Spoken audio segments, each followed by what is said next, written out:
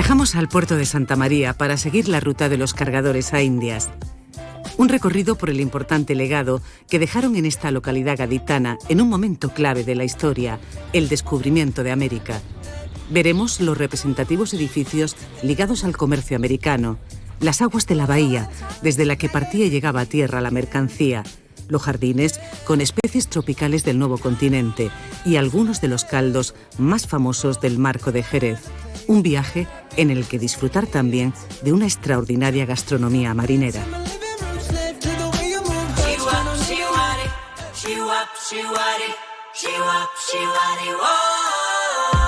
El puerto de Santa María se asienta en la ribera del Guadalete.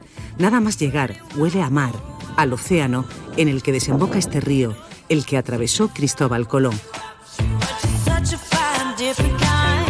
Siguiendo los pasos del almirante, viajamos hasta el siglo XV, cuando planeaba su hazaña y visitó a los señores de la villa, los duques de Medinaceli. Él acudió aquí pidiendo financiación para su expedición hacia las Indias y sabemos que años más tarde, ya estaremos hablando de 1717, es cuando se va a trasladar el organismo de cargadores a India a este entorno de la bahía de Cádiz y empieza el florecimiento de la ciudad.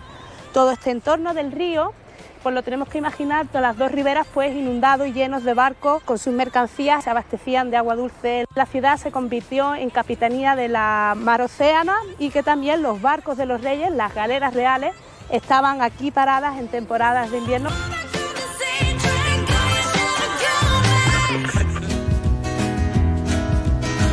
En pleno centro se erige esta enorme fortaleza, donde fue recibido el navegante.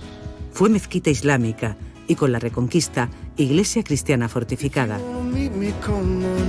El castillo de San Marcos recuerda además la aportación de Juan de la Cosa, piloto de navío que acompañó a Colón y cartógrafo artífice del primer mapamundi que incluía América.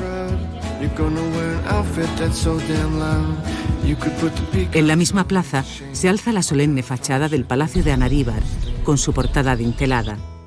Es un ejemplo de cómo eran las lujosas viviendas de los cargadores y armadores que se establecieron en la zona, enlace entre el continente europeo y las colonias de ultramar.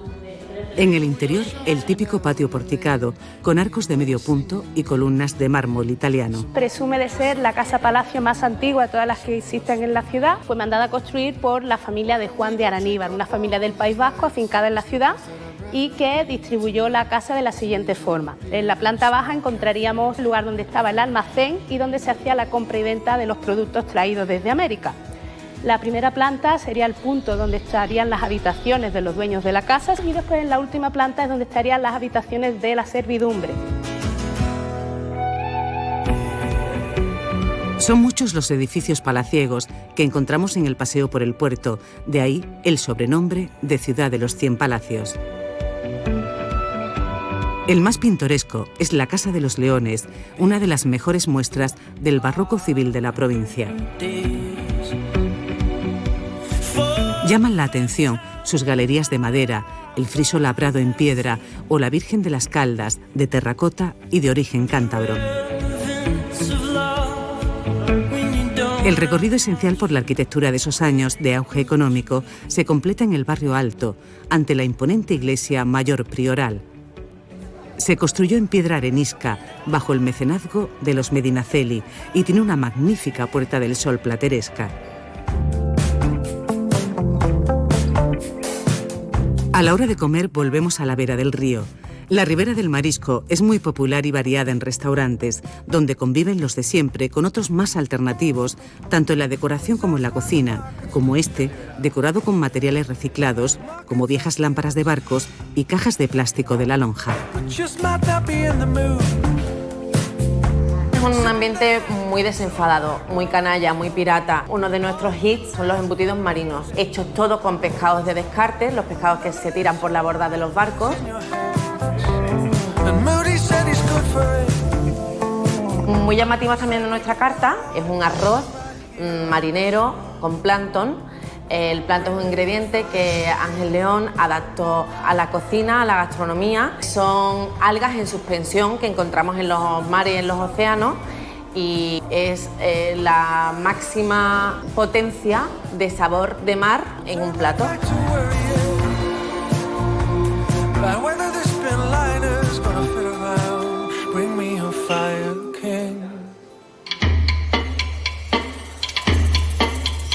A pocos minutos andando, llegamos a una antigua casa-palacio de finales del XVIII, hoy reconvertida en centro de arte. En ella vivió además el escritor y dramaturgo Pedro Muñoz Seca.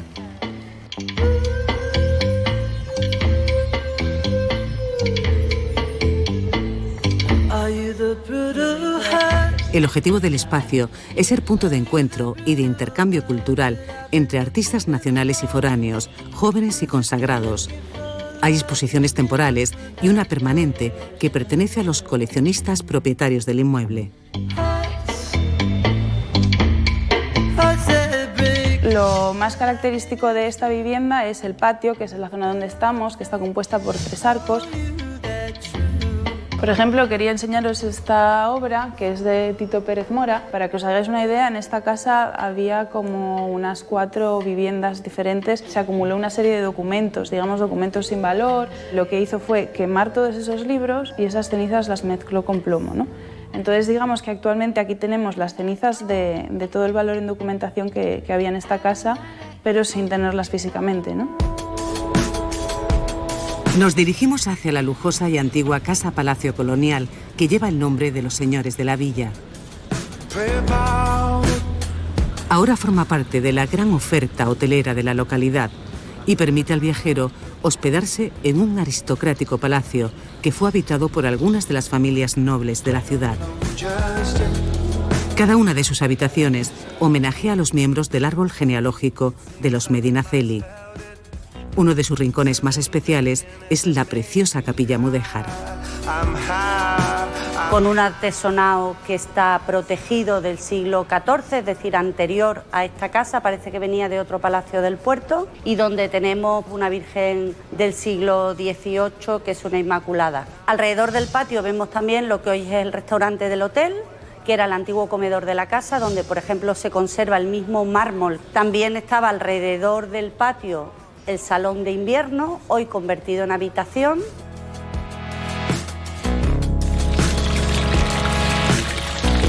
La gran joya del hotel es el jardín botánico, una arboleda con 2 ambientes diferenciados y con especies tropicales traídas de las Américas, como una araucaria de más de 200 años. Son 10.000 metros cuadrados de jardín de interés turístico y además tiene unas especies de árbol protegidos. La historia dicen que era que el dueño de la casa, cuando iba a exportar vino, traía un árbol de donde dejaba el vino. Entonces, por eso hay muchísimos árboles que no son autóctonos, como por ejemplo el árbol del borracho, originario de Perú, tiene una flor muy característica y la flor dentro tenía algodón, con lo que hacían las almohadas en Sudamérica.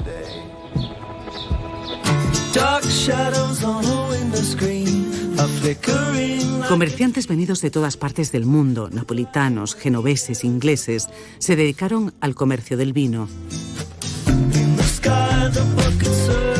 La mayoría de las bodegas del puerto están relacionadas con esos cargadores de Indias.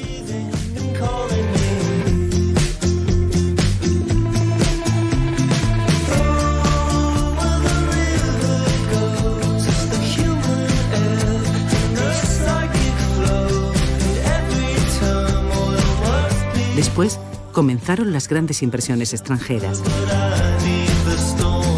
Como es el caso de Thomas Osborne, que procedía del condado de Devon, de Exeter, y que en 1772 llegó al puerto de Santa María para comercializar con los vinos de Jerez. Pensar que el vino enviado a Latinoamérica era frecuente a las colonias españolas. Los Celera India eran esos vinos que cruzaban lo que es el Ecuador, y durante ese paso por el Ecuador sucedía una especie de fermentación tumultuosa dentro de la bota. Se sigue elaborando a día de hoy con la misma variedad y las mismas características que hace más de 300 años.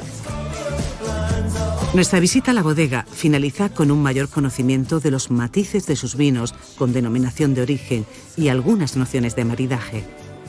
Y lo primero que os voy a servir es una copa de vino fino. Este es un color amarillo pálido, una capa muy baja, aromas que recuerdan a la salinidad del mar, a los frutos secos. La otra es una copa de oloroso y, como podéis ver, tiene un color caoba. Uno sería para tomar a temperaturas muy bajas, con pescados, mariscos, productos ibéricos, y el oloroso seco sería para carnes de caza, para quesos potentes y aromáticos.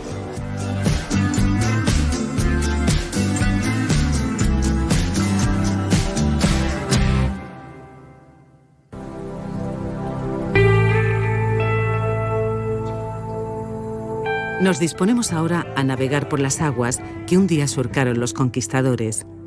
Salimos de excursión desde Puerto Sherry, una de las marinas más célebres del sur de Europa, con más de 800 amarres, y dejamos atrás el faro.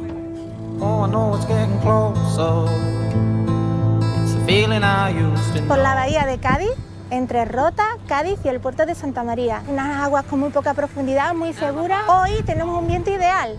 Tenemos 10 nudos. Vamos a sacar primero la vela mayor y luego la Génova. Si queréis, podéis ser parte de la tripulación y echarnos un cable. Unos tirarán de los cabos, otros se puede poner al timón. Si seguimos rumbo 270, rumbo hacia el sur, nos alejamos de la bahía hacia el gran océano, hacia las Américas. La sensación es solo escuchar el viento, el mar, las olas. Es un momento mágico. Desde este punto del océano, divisamos el puente de la Constitución de 1812 de la capital, también conocido como Puente de la Pepa, visible desde gran parte de la costa portuense.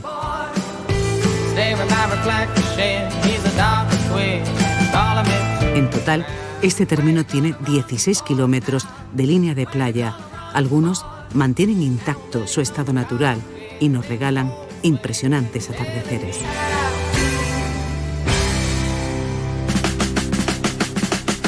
En el puerto de Santa María, el viajero puede rememorar el papel fundamental que tuvo esta ciudad en el comercio con las Indias. Una ruta en la que descubrirá una villa luminosa, jalonada de hermosos palacios, de bodegas y de sabores marineros. Un viaje emocionante a una bella localidad que siempre invita a volver.